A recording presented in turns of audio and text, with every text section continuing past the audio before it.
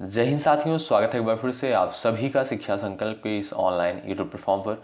कैसे हैं आप सभी साथी? आशा करते हैं कि आप लोग बहुत ही अच्छे होंगे, स्वस्थ होंगे। साथियों, आज के इस स्पेशल क्लास में सामाजिक अध्ययन यानी एसएसटी सेगमेंट में यूपी टेट एग्जाम में पिछले वर्षों में जो भी सवाल पूछे गए हैं उन सवालों को कवर करने वाले हैं।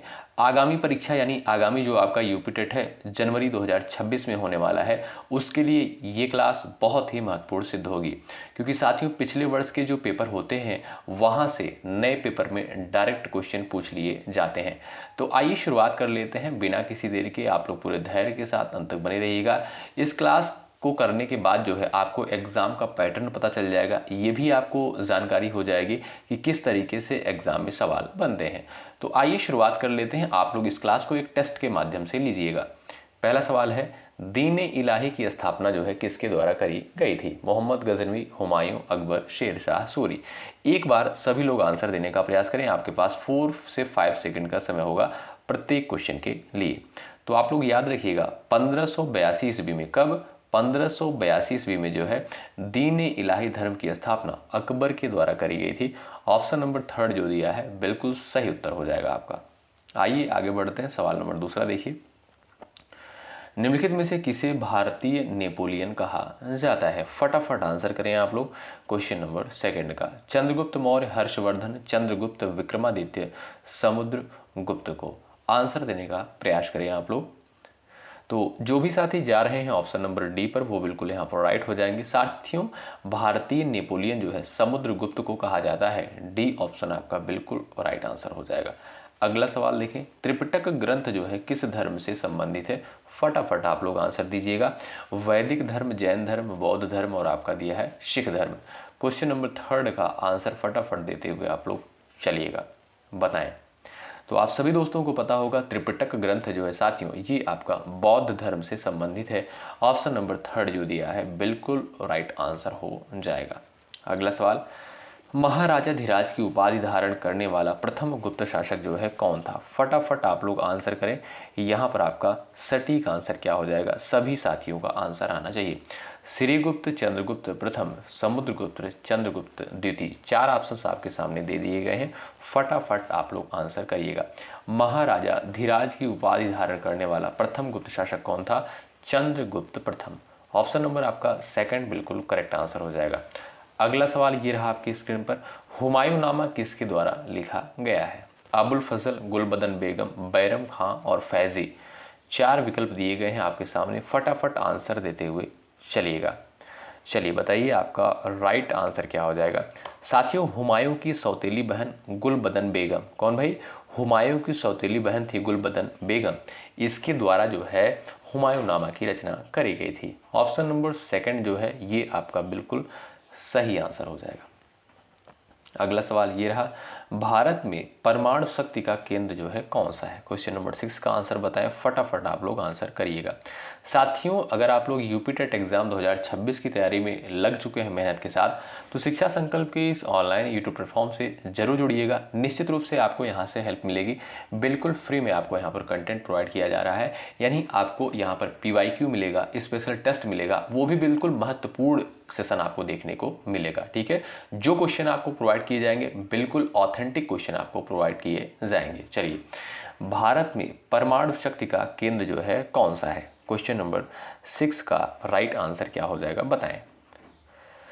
तो जो भी दोस्त यहाँ पर जा रहे हैं कलपक्कम, वो बिल्कुल यहाँ पर राइट हो जाएंगे। अगला सवाल देखिए, पृथ्वी एवं सूर्य के मध्य अधिकतम दूरी की स्थिति को किस नाम से जानते हैं? बिल्कुल सिंपल सा क्वेश्चन है। क्वेश्चन नंबर 7 का आप लोग आंसर करिएगा। चलिए, पृथ्वी एवं सूर्य के मध्य अधिकतम दूरी को क्या कहते हैं दोस्तों?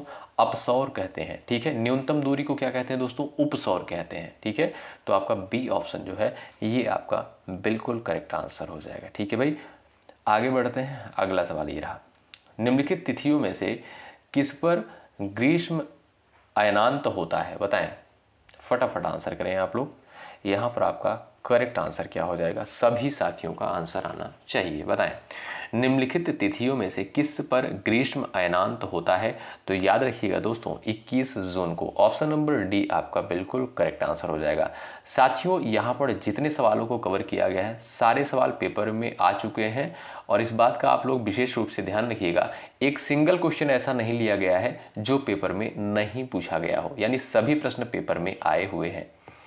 अगला सवाल, निम्नलिखित पर्वत प्रकारों में से कौन जो है भ्रंश द्वारा उत्पन्न होता है? बताइए। क्वेश्चन नंबर 9 का आंसर करें। वलित पर्वत, ज्वालामुखी पर्वत, गुंबदाकार पर्वत, अवरोधी पर्वत। बताएं निम्नलिखित पर्वत प्रकारों में से कौन सा जो है भ्रंश द्वारा उत्पन्न होता है? आपका सटीक आंसर क्या हो जाएगा? फटाफट आप लोग आंसर देने का प्रयास करिएगा। चलिए कोशिश करें सब लोग। जो भी साथी जा रहे हैं ऑप्शन नंबर डी पर वो बिल्कुल राइट हो जाएंगे। अवरोधी पर्वत। साथियों अवरोधी या ब्लॉक पर्वतों का निर्माण जो है भ्रंशन के कारण होता है। ठीक है, तो डी ऑप्शन जो है ये आपका बिल्कुल सटीक आंसर हो जाएगा। सवाल नंबर 10 है, निम्नलिखित देशों में से किसमें मेयान ज्वालामुखी पर्वत स्थित है? क्वेश्चन नंबर 10 का आंसर करें। मेयान ज्वालामुखी पर्वत जो है कहाँ पर स्थित है? एक बार कोशिश करिएगा। संयुक्त राज्य अमेरिका, फिलीपींस, चिली और आपका दिया है जापान। तो इस क्वेश्चन का जो राइट आंसर साथियों हो जाएगा वो हो जाएगा आपका फिलीपींस। ठीक है, मेयान ज्वालामुखी साथियों ये आपका फिलीपींस में स्थित है। ऑप्शन सेकंड करेक्ट है। आगे बढ़ें, अगला सवाल देखते हैं। निम्नलिखित युग्म में से कौन सा जो है सुसंगत नहीं है? बताएं कौन सा जो है विकल्प यहाँ पर सुसंगत आपका नहीं है? फटाफट आप लोग आंसर देने का प्रयास करें। 4 ऑप्शन दिए गए हैं साथियों। क्वेश्चन नंबर 11 का करेक्ट आंसर आपका क्या हो जाएगा? एस्चुरी दिया है आपका नदी है, लटकती घाटी दिया है हिमानी, नूनाटक भूमिगत जल और यार्डंग पवन। तो आपका यहाँ पर जो राइट आंसर हो जाएगा यानी जो आपका सुसंगत नहीं है वो है आपका नूनाटक और भूमिगत जल। ऑप्शन नंबर 3 बिल्कुल राइट आंसर है। बिजली चमकन व मेघ गर्जन विशेषता है क्षोभ मंडल की, समताप मंडल की, मध्य मंडल की, आयन मंडल की। बताएं यानी आपसे पूछ रहा है सवाल कि बिजली चमकना और मेघ गर्जना ये आपका किस मंडल के अंतर्गत होता है? बताएं, कोशिश करें, फटाफट आंसर करें। तो साथियों आप लोग याद रखें, जैसे बादल हो गया, आंधी, वर्षा, गर्जना, ये सभी चीज़ें, ये सभी घटनाएं जो हैं क्षोभ मंडल में घटित होती हैं। तो आपका जो ए ऑप्शन है यही बिल्कुल सही उत्तर आपका हो जाएगा। ठीक है भाई, और ये दोस्तों आपकी जो है वायुमंडल की सबसे निचली परत मानी जाती है। निम्नलिखित में से कौन सी शीत महासागरीय धारा है? बताएं शीत महासागरीय धारा जो है आपकी कौन सी है? फटाफट आप लोग आंसर करें। यहाँ पर सटीक आंसर क्या हो जाएगा? आप सभी साथी आंसर करिएगा। चलिए, यानी ठंडी जलधारा कौन सी है? तो वो है साथियों आपकी बेंगुएला धारा। कौन सी? बेंगुएला धारा जो है ये आपकी शीत महासागरीय धारा है, यानी ठंडी धारा है। ऑप्शन नंबर 3 राइट है। सूचना का अधिकार अधिनियम कब पारित किया गया? बताएं, फटाफट आंसर करें और पूरी ऊर्जा के साथ क्लास में बने रहिएगा। एक बार सभी साथी पूरी ऊर्जा के साथ भाई सेशन को लाइक कर दें। ठीक है, और अपने साथियों के पास भी शेयर कर दीजिएगा। सूचना का अधिकार अधिनियम कब पारित किया गया? इसका सटीक आंसर दोस्तों क्या हो जाएगा? एक बार कोशिश करें आप लोग। चलिए, सही आंसर दोस्तों हो जाएगा जून 2005 में। कब? जून 2005 में। ऑप्शन नंबर 4 करेक्ट है। अगला सवाल, भारत में दल विहीन लोकतंत्र का प्रस्ताव सर्वप्रथम किसने प्रस्तुत किया? क्वेश्चन नंबर 15 का राइट आंसर क्या है? बताएं, फटाफट आप लोग आंसर करें। भारत में दल विहीन लोकतंत्र का प्रस्ताव सर्वप्रथम किसके द्वारा प्रस्तुत किया गया? इसका सही उत्तर क्या हो जाएगा? कोशिश करें, फटाफट आंसर देने का प्रयास करें। चलिए, तो भाई जो भी साथी जा रहे हैं जयप्रकाश नारायण पर वो बिल्कुल राइट है। भारत में दल विहीन लोकतंत्र का प्रस्ताव सर्वप्रथम जो है जयप्रकाश नारायण के द्वारा प्रस्तुत किया गया था। ए ऑप्शन आपका यहाँ पर बिल्कुल सही उत्तर हो जाएगा। अगला सवाल देखें, संविधान में मूल कर्तव्यों को किस समिति की अनुशंसा पर शामिल किया गया? क्वेश्चन नंबर 16 का आंसर बताएं आप लोग। चलिए, आप लोग फटाफट आंसर यहाँ पर करिएगा। संविधान में मूल कर्तव्यों को किस समिति की अनुशंसा पर शामिल किया गया था? तो याद रखें दोस्तों, स्वर्ण सिंह समिति की अनुशंसा पर। किसकी अनुशंसा पर? स्वर्ण सिंह समिति की अनुशंसा पर। ऑप्शन नंबर 3 बिल्कुल करेक्ट आंसर हो जाएगा। याद रखें साथियों, 42वें संविधान संशोधन 1976 के तहत जो है इसे समाहित किया गया था। और मौलिक कर्तव्यों की संख्या दोस्तों कितनी है आपको पता होना चाहिए? 11 मौलिक कर्तव्य हैं। ठीक है, अगला सवाल देख लीजिए दोस्तों, वित्त आयोग के गठन का प्रावधान भारतीय संविधान के किस अनुच्छेद में है? क्वेश्चन नंबर 17 का आंसर बताएं। चलिए, वित्त आयोग के गठन का प्रावधान भारतीय संविधान के किस आर्टिकल में किया गया है? आपका सही आंसर दोस्तों क्या हो जाएगा? आर्टिकल 280 के तहत। क्या? आर्टिकल 280 के तहत। ये ऑप्शन आपका यहां पर बिल्कुल राइट आंसर है। अगला सवाल, संवैधानिक प्रश्नों की सुनवाई निम्न में से कितने न्यायाधीश करते हैं? बताएं। 5, 10, 7, 9। आपका सही उत्तर क्या है? फटाफट आंसर करिएगा। इस क्लास को एक टेस्ट के माध्यम से लीजिएगा, आप अपनी तैयारी को भी चेक कर पाएंगे कि आपकी तैयारी जो है किस लेवल पर स्टैंड कर रही है। तो संवैधानिक प्रश्नों की सुनवाई निम्न में से साथियों कितने न्यायाधीश करते हैं? 5। ऑप्शन नंबर ए बिल्कुल करेक्ट आंसर है। अगला सवाल, लोक अदालत द्वारा पहली बार मुकदमों की सुनवाई कब की गई? बताइए, फटाफट आप लोग आंसर करिए। क्वेश्चन नंबर 19 का राइट आंसर क्या हो जाएगा? चलिएगा, आपका सटीक आंसर क्या हो जाएगा बताएं। लोक अदालत द्वारा पहली बार मुकदमों की सुनवाई साथियों 6 अक्टूबर 1985 को हुई। कब? 6 अक्टूबर 1985 को। ये ऑप्शन जो आपका दिया है बिल्कुल सटीक आंसर हो जाएगा। और ये रहा साथियों आपके सामने क्वेश्चन नंबर 20, संविधान सभा किसके अंतर्गत स्थापित की गई थी? बताएं। क्वेश्चन नंबर 20 का आंसर करें आप लोग।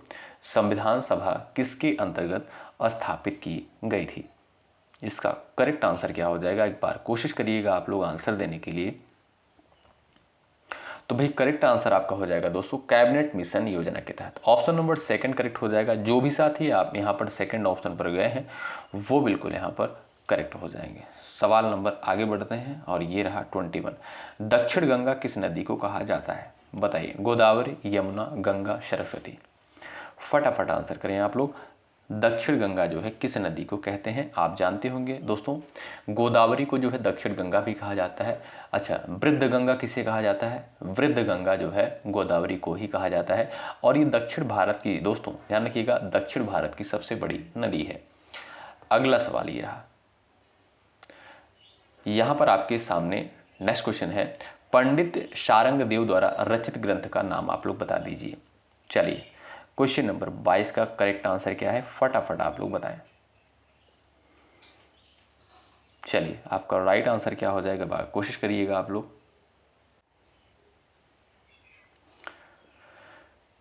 तो यहां पर आपका दोस्तों राइट आंसर क्या हो जाएगा? संगीत रत्नाकर। ठीक है दोस्तों, संगीत रत्नाकर की रचना किसके द्वारा करी गई? पंडित शारंग देव के द्वारा। ऑप्शन नंबर आपका 4 जो दिया है बिल्कुल आपका सटीक और सही उत्तर हो जाएगा। अगला सवाल ये रहा आपके सामने, भारत में सांगीतिक विकास के क्रम में किस काल को स्वर्ण युग कहा जाता है? प्राचीन काल, मध्यकाल, आधुनिक काल, ब्रिटिश काल। 23 का आंसर बताएं आप लोग। चलिए, 4 से 5 सेकंड का समय आपके पास है। और भाई लाइक की संख्या बढ़ती रहनी चाहिए साथियों। इसमें आपका कोई चार्ज, कोई पैसा नहीं लगता है। हमारा भी मनोबल बढ़ता है और आपके लिए बेहतर कंटेंट लाने का प्रयास करते हैं। और जो भी साथी चैनल पर नए हैं, यूपी टेट एग्जाम 2026 की तैयारी कर रहे हैं, जरूर जुड़ जाइएगा। निश्चित रूप से यहाँ से आपको हेल्प मिलेगी। तो यहाँ पर भैया आपका सटीक आंसर क्या हो जाएगा? एक बार सभी साथी बताएं। तो मध्यकाल आपका बिल्कुल राइट आंसर हो जाएगा। ठीक है साथियों, भारत में सांगीतिक विकास के क्रम में किस काल को स्वर्ण युग कहा गया है? मध्यकाल को जो है स्वर्ण युग कहा गया है। अगला सवाल, इनमें एक संधि प्रकाश राग है, जौनपुरी, भैरव, विहाग, वृंदावनी, शारंग। 25 का राइट आंसर बताएं आप लोग। 25 का करेक्ट आंसर क्या हो जाएगा? प्रयास करिएगा, आपका सही आंसर क्या है? चलिए, आपका करेक्ट आंसर क्या हो जाएगा बताएं। तो साथियों आप यहां पर देखिएगा, जो राग भैरव है, क्या भाई? राग भैरव संधि प्रकाश में गाया जाने वाला राग है। तो आपका जो बी ऑप्शन है यही आपका सही आंसर है। अगला सवाल देखिएगा भाई, इनमें एक संगीतमय माना जाता है ऋग्वेद को, सामवेद को, यजुर्वेद को, अथर्ववेद को। आप सभी दोस्त जानते होंगे भाई वेदों की संख्या कितनी है? 4 वेद है। और जिसमें आपका जो सबसे प्राचीनतम वेद है वो साथियों आपका ऋग्वेद है। ठीक है, तो संगीतमय माना जाता है किस वेद को? वो है आपका सामवेद। क्योंकि साथियों साम का अर्थ ही होता है गायन करना। क्या? गायन करना। तो आपका सेकंड ऑप्शन राइट। अगला सवाल, अल्फांसो एक प्रचलित किस्म है नाशपाती की, केला की, आम की, सेब की। बताएं। अल्फांसो जो है ये आपका किसकी प्रचलित किस्म है? तो आपको पता होना चाहिए ये आपका आम की जो है फेमस किस्म है। ऑप्शन नंबर थर्ड जो दिया है ये आपका बिल्कुल राइट आंसर हो जाएगा। पहाड़ी क्षेत्रों में बाग लगाने की कौन सी विधि अपनाई जाती है? बताएं। 28 का आंसर बताएं फटाफट आप लोग। इसका सही उत्तर क्या हो जाएगा? पहाड़ी क्षेत्रों में बाग लगाने की कौन सी विधि अपनाई जाती है? चलिए आपका सटीक आंसर क्या हो जाएगा फटाफट आप लोग बताएं। तो वो है साथियों कंटूर विधि। कौन सी विधि है साथियों? कंटूर विधि पहाड़ी क्षेत्रों में बाग लगाने के लिए अपनाई जाती है। जेली बनाने के लिए अति आवश्यक क्या होता है? बताओ। साइट्रिक एसिड, फल का गूदा, नमक, पेप्टिन। चलिए जेली बनाने के लिए जो है अति आवश्यक क्या होता है? तो वो है साथियों आपका पेक्टिन। ऑप्शन नंबर 4 बिल्कुल सही उत्तर हो जाएगा। अगला सवाल, आम की कौन सी किस्म बहुभ्रूणीय है? बताएं। सही उत्तर क्या है बताएं। आम की कौन सी किस्म जो है बहुभ्रूणीय है? क्वेश्चन नंबर 30 का राइट आंसर दोस्तों क्या हो जाएगा आपको पता होना चाहिए। तो जो भी साथी यहाँ पर गए हैं ऑप्शन नंबर थर्ड पर वो बिल्कुल राइट है। चंद्रकरण किस्म। कौन सी? चंद्रकरण किस्म जो है बहुभ्रूणीय किस्म होती है आम की। आपका थर्ड ऑप्शन यहाँ पर बिल्कुल सही उत्तर है। अगला सवाल, गार्डन रेक का उपयोग किया जाता है? बताइए। गार्डन रेक का उपयोग जो है किया जाता है। फटाफट आप लोग आंसर करें। चलिए यहाँ पर आपका करेक्ट आंसर क्या हो जाएगा? चलिए साथियों गार्डन रेक का प्रयोग जो है खरपतवार एकत्रित करने के लिए किया जाता है। यानी आप कह सकते हो खरपतवार एकत्रीकरण हेतु। ऑप्शन नंबर थर्ड आपका राइट है। अगला सवाल देखिए भाई, अचल संधि पाई जाती है कोहनी में, कपाल में, कलाई में, घुटने में। चलिए आंसर दीजिए आप लोग फटाफट आंसर करिएगा। सभी साथी आंसर करें भाई। बताओ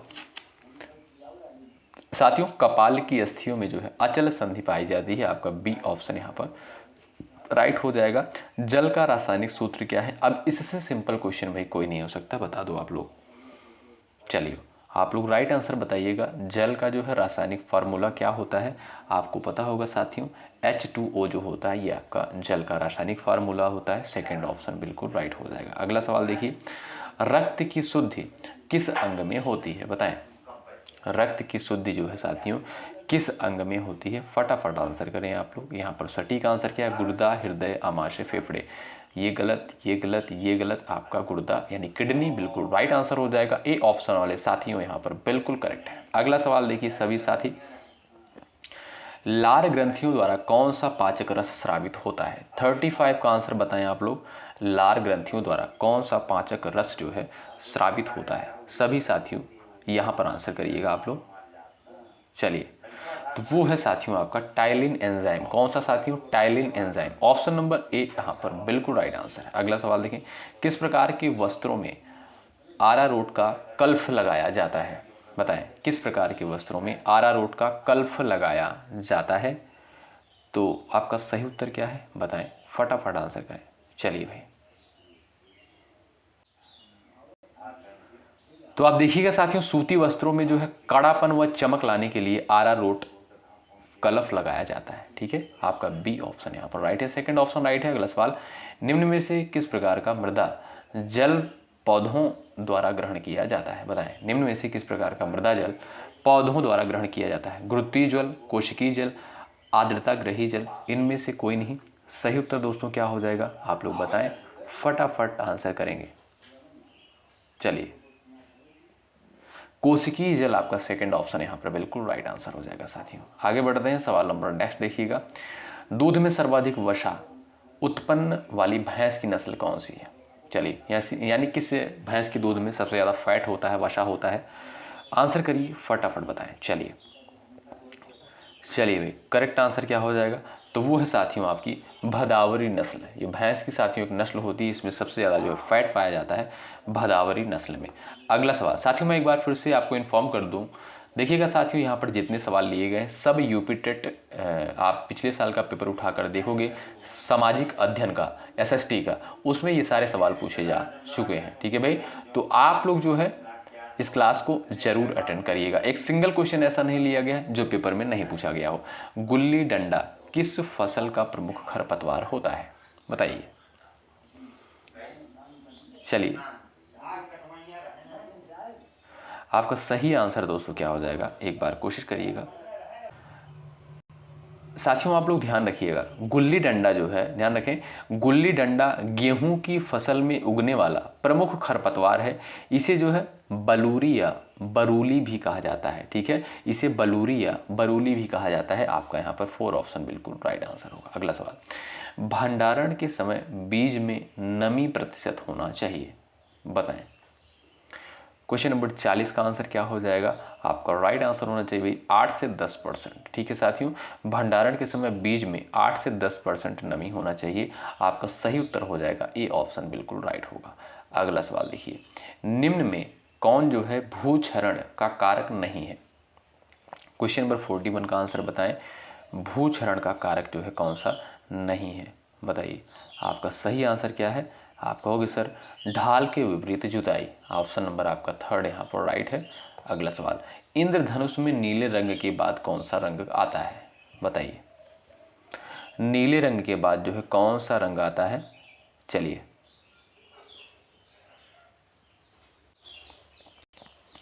तो गहरा नीला साथियों यहाँ पर बिल्कुल राइट आंसर हो जाएगा। इंद्रधनुष में साथियों नीले रंग के पहले हरा रंग आता है, उसके बाद आपका गहरा नीला। ऑप्शन नंबर डी करेक्ट है। अगला सवाल, रस्किन के अनुसार कला क्या है, बताइए। रस्किन के अनुसार जो है कला क्या है, तो कला साथियों एक कला जीवन है। ऑप्शन नंबर आपका ए बिल्कुल राइट है। राज्य ललित कला अकादमी जो है कहाँ पर स्थित है, राज्य ललित कला अकादमी, ये साथियों आपका उत्तर प्रदेश के लखनऊ में स्थित है। ऑप्शन नंबर 2 बिल्कुल राइट आंसर है। अगला सवाल, बाज पक्षी नामक चित्र का चित्रण किस मुगल शासक के शासनकाल में हुआ। ये आपका दोस्तों आंसर करिएगा, फटाफट आंसर करें आप लोग। राइट आंसर हो जाएगा आपका जहांगीर। ऑप्शन नंबर 4 करेक्ट है। अगला सवाल, प्राथमिक रंग जो है कितने होते हैं, बड़ा इंपॉर्टेंट क्वेश्चन है। प्राथमिक रंग जो है कितने होते हैं, तो वो होते हैं आपके साथियों 3 रंग होते हैं। कौन कौन से दोस्तों, लाल हरा नीला। ऑप्शन नंबर 2 राइट हो जाएगा, लाल हरा नीला। पेनल्टी स्ट्रोक किस खेल से संबंधित है, बताएं। पेनल्टी स्ट्रोक जो है किस खेल से संबंधित है, तो ये साथियों आपका हॉकी से संबंधित है। ए ऑप्शन आपका यहाँ पर बिल्कुल राइट आंसर है। अगला सवाल, टेक ऑफ बोर्ड किस स्पर्धा से संबंधित है, बताइए। टेक ऑफ बोर्ड जो है किस स्पर्धा से संबंधित है। आपका सटीक आंसर दोस्तों क्या है, एक बार कोशिश करें, आंसर करें फटाफट आप लोग। चलिए राइट आंसर क्या हो जाएगा, आंसर देने का प्रयास करिएगा। चलिए, तो लंबी कूद साथियों, टेक ऑफ बोर्ड जो है किस स्पर्धा से संबंधित है, लंबी कूद से संबंधित है। ठीक है। अगला सवाल, बोनस लाइन किस खेल से संबंधित है, बताएं। बोनस लाइन किस खेल से संबंधित है, तो ये साथियों आपका कबड्डी से संबंधित है। 2 ऑप्शन आपका राइट है। फुटबॉल टीम में खिलाड़ियों की संख्या साथियों कितनी होती है, आपको पता होना चाहिए। आप लोग आंसर करिएगा, तो जो भी साथी बता रहे हैं 11 वो यहाँ पर बिल्कुल राइट हो जाएंगे। ठीक है। तो साथियों यहाँ पर इस क्लास में पूरे 50 सवालों को कवर किया गया है सामाजिक अध्ययन के। ठीक है, इसका भी और भी पार्ट साथियों आएगा, आपको और सारे क्वेश्चंस देखने को मिलेंगे। तो डेली बेसिस पे आप लोग क्लास करना बिल्कुल मत भूलिएगा दोस्तों। यहाँ पर बिल्कुल जो है जो सवाल पूछे जा चुके हैं पहले उन सवालों को कवर किया जाएगा, उसके बाद यहाँ पर जो है आपका प्रैक्टिस सेशन शुरू हो जाएगा। बिल्कुल ऑथेंटिक सवाल आपको प्रोवाइड किए जाएंगे। ध्यान रखिएगा, अगर आप लोग बेहतरीन तरीके से यहाँ पर क्लासेस अटेंड करते हैं, सामान्य हिंदी हो गया, आपका सामान्य अध्ययन हो गया, CDP हो गया, सारे क्लास को अटेंड करते हैं तो आपको कोई समस्या नहीं होगी, आप बहुत अच्छा स्कोर करेंगे। ठीक है साथियों, ये क्लास आपको कैसी लगी कमेंट बॉक्स में ज़रूर बताएं। एक बार सभी लोग सेशन को लाइक कर दीजिएगा, शेयर कर दीजिएगा अपने सभी साथियों के पास। मिलते हैं आपसे अगली क्लास में, तब तक के लिए जय हिंद जय भारत।